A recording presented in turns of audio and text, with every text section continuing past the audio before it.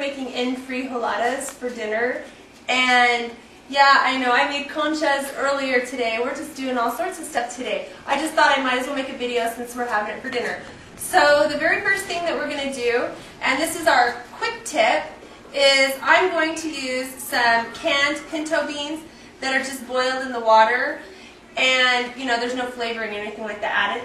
And I'm going to pour that into my blender. Now, of course, if you have frijoles that you've made, that you've got in the fridge or something, you can use that too. This is just a quick tip.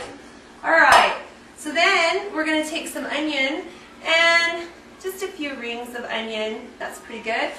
2 cloves of garlic, and I've got some epazote leaves here that I'm going to put in, and a good amount of salt.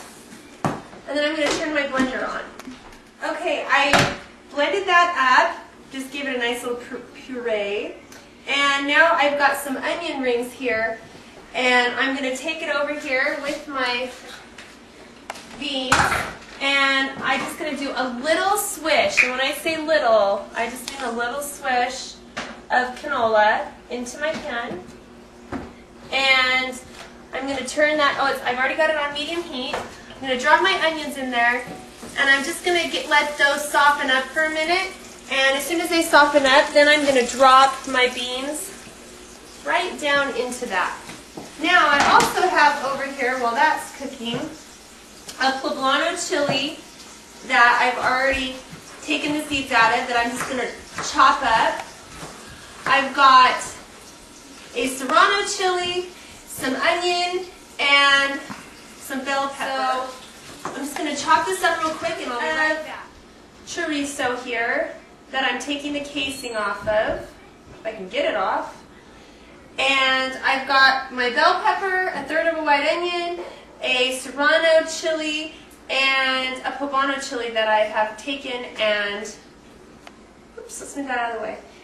And I've chopped it up. Okay, so now we're going to move over here.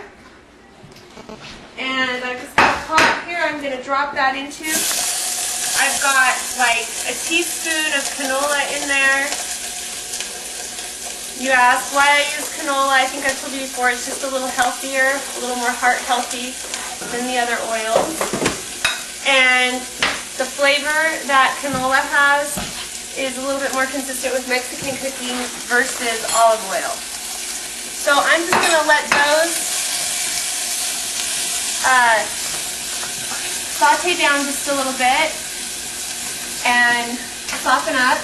And now my onions are ready over here, and I'm going to take my beans and I'm going to pour it right in over the top. Then I'm going to get some water, which I would say is about a cup of water, and get that left over and pour that in as well. And I'm just going to let that simmer. I've got so many pots here on the stove right now, it's crazy. Okay, so that's going to just keep that on a medium-low heat. I'm going to come back over here to my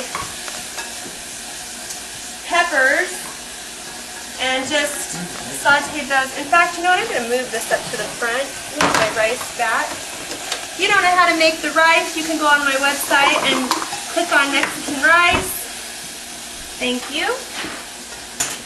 You can just click on the Mexican rice and get the rice recipe. This one doesn't have the potatoes and the carrots in it, but it's all the same. The only difference is that sometimes we add potatoes and carrots. Okay.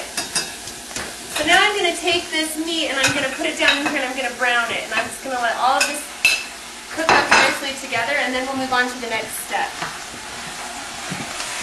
Okay, the next step that we're going to do, now if you are health conscious and you don't want to do excess oil, I understand, but traditionally what you would do, you take your tortilla and, I've got to turn my heat on, that would be good, and we're just going to give it an oil bath. This will make a hearty amount, so gosh, this will feed our family, each of my kids 3, there's like 6 of us, so like 18 to 20, so you know.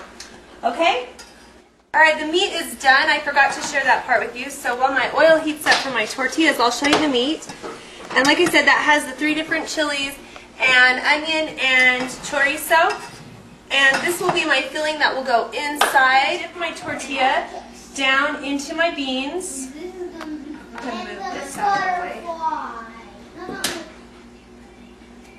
And then I'm going to take it over here to my plate, and I'm just going to set it on my plate.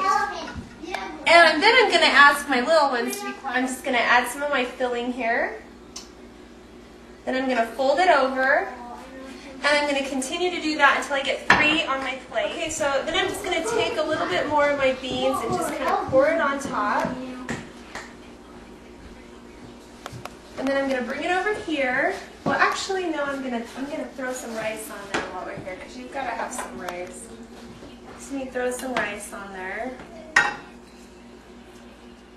Okay, so just to top this off, especially if you're going to have company over, or you want to make it special. So I'm just going to show you how you can kind of make it look a little bit more special. Got a little bit of cilantro we can put over here with our rice. And then I've got a few pieces of tomato to make it look nice. And then I took some of my crema and I actually put it into a plastic bag, and then I just poked a hole in my plastic bag, and you can just kind of do it. Okay, so then you just want to add some queso fresco to the top. So I'll just sprinkle that over the top.